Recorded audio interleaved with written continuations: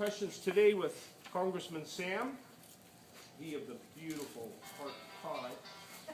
So in Washington, D.C., a big fight on essentially over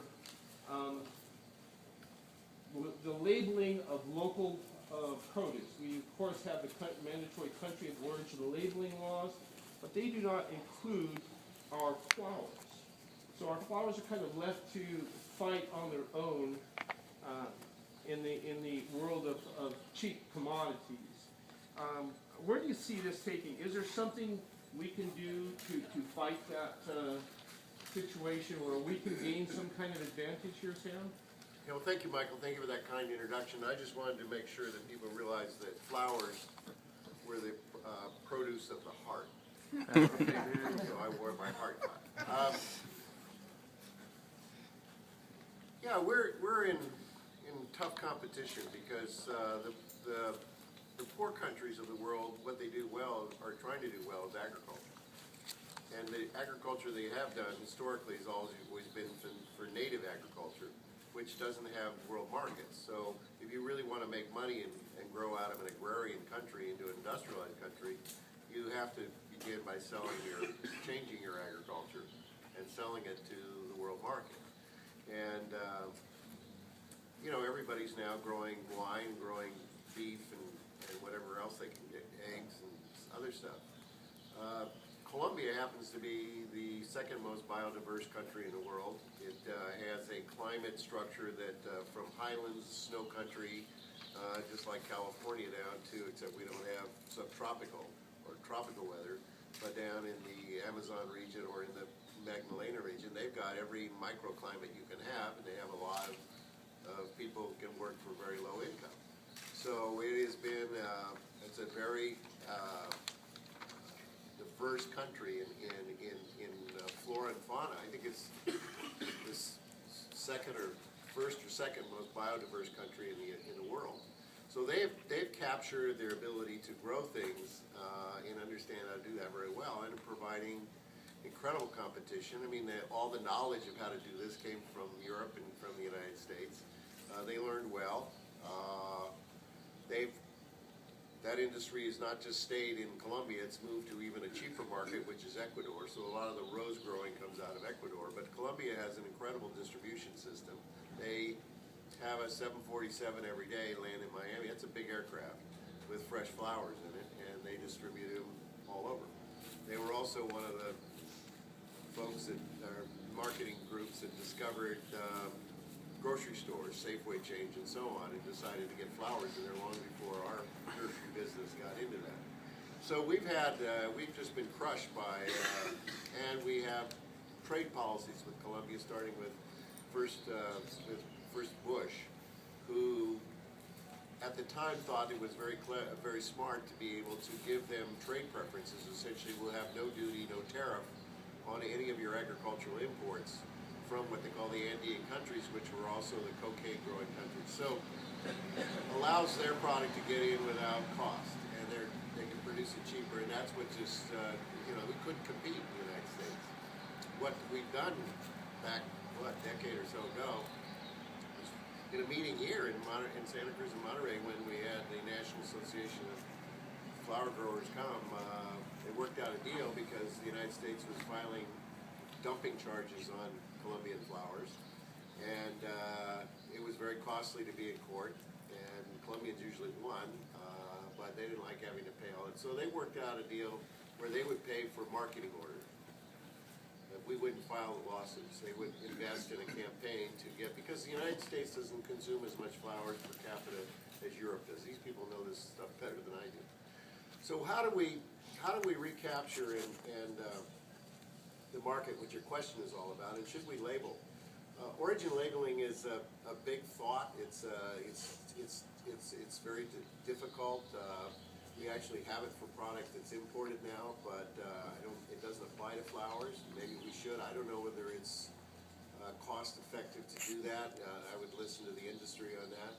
But I'll tell you one thing we have to do is we just have to recognize that we have an incredible flower industry in the United States, and frankly, California has added all the different inputs. We probably have the biggest in the United States in our best interest. It's a multi-million-dollar industry. industry, it's labor intensive. And how do we get this country to realize that this industry is a healthy American industry? Well, one way is to get the White House, which is giving all these state meals and things they do in an international way, which is so proud of always serving American cuisine. American wines are served in the White House. American beef is served in the White House. American corn is served in the White House. And the White House has every room in it decorated with flowers. It's been a tradition ever since, and I forget which president it was. Somehow, maybe somebody remembers the story, but one of the president's son was killed by a wagon in front of the White House, and the mother saw it and went into deep depression and locked herself in the family bedroom and wouldn't come out. And the president said to the staff, "We've got to make this place look nicer. We've got to give some spirit." And he says, "I want flowers in every room of the White House." And that's been the tradition ever since. Well, guess where those flowers are coming from? Colombia. And I went back, I'm probably the only member of Congress that's actually gone back in the ground in the basement where they have produced all these flowers. And it's very interesting because, as some of you people know who do fashions and shows, that if you're going to put on a big estate dinner, you got all kinds of issues of, you know, the color of the room and the flowers and the food and what you're going to serve. And so they're all involved in this. They actually told me that when they have big challenges, they all get their flowers and advice from San Francisco, from florists in San Francisco. And I said, "Well, are you required to buy American?" They said, "No, we just go down here to the Washington Flower Mart and we pick out all these flowers." And they have a little mini nursery, a florist shop, pretty big, actually, in this basement. So I went to the president and I said, "Mr. President, you've just signed the Colombian Free Trade Agreement, and you're having all these people in the White, and look at all these beautiful flowers around here. You know they're all from Colombia. When are you going to have them come from California in the United States?"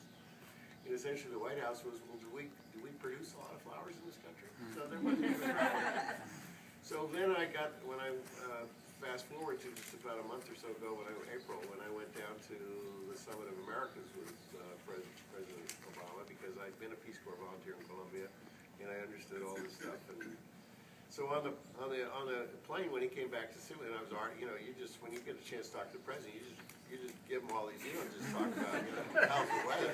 Mr. President, you know, we got to have this, you know. We got to have Fort Ord as a national monument. We got to have flowers in the White House.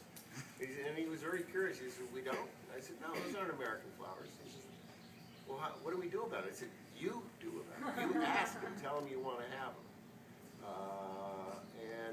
All I know is it's working. It's working the rounds in the White House. But so I think that the one is, you know, that would be a symbol, and it ought to be there. And I think that lastly, and I'll just close on this, I want to applaud the nurserymen for involvement and women involved in this, because I'm trying to sell this area. I mean, I brag about when they say, "What do you do and what's the business in your area?" I said, "We sell scenery." That's our job. We sell scenery. The world's the most beautiful scenic area in the world, and the people have settled here the most fantastic cruise sticker. I said, "This is the place where California was invented, Monterey Bay." So all of the greatness of California came out of here. And I said, all that original thinking, all that entrepreneur, all that risk taking, that's still here. And it's on the land. And we've done such a good job that it's created all kinds of, you know, people who come here with just passion, like the arts. The Ansel Adams to photograph it, the Steinbecks to write about it, the Robinson Jeffers to put it in poetry, whatever media you have, they know that this place is beautiful. But what we don't do very well is we don't explain to the visiting tourists what the natives do around here. It's not just golf. And it's not just the boardwalk. It's not great things. It's not just the aquarium, which is the #1 attraction of all. It's what comes off the land here and what the people do. And so I'm very much interested in discovering us locally, discovering all of these assets, whether they be the incredible uniqueness of Parkfield down in the southeast corner of Monterey County, or whether it be these greenhouses, or whether it be the wine tubes, or whether it be the artist studios. The list goes on and on. And the only way we can do that is to begin by people coming together and saying, well, here, we got our little niche. Organize it among the nurserymen and some people like Emmy and figure out how to get this stuff done in a festival approach. I mean, it's all about the arts, right? This is art form. Golf is an art form. So I don't know how to do it, but I'm chair of the co-chair of the House Tourism Caucus, which I created, renewed for the Republican. And now we've got a national policy on tourism. We're going to reach out for the first time of our country of competing with all our foreign competitors who try to get all the Americans to go visit their country. We're trying to get the foreigners to come and visit our country. We're doing advertising for the first time in history.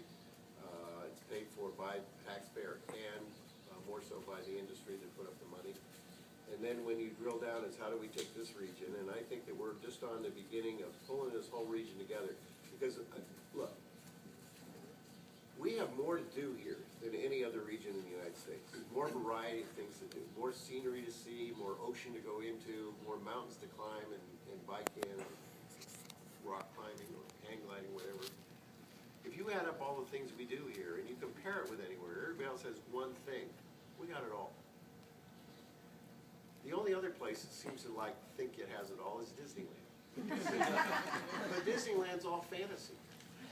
We're reality. So I'm saying, look, we get all our acts together, all our rides, all our trips together. We got more to offer than Disneyland, and we're reality. So bring your families here and stay for a week, and we'll give you more things to do. It'll be educational. It'll be experiential learning. We just got to get our act together. And today is one of those days we're getting our act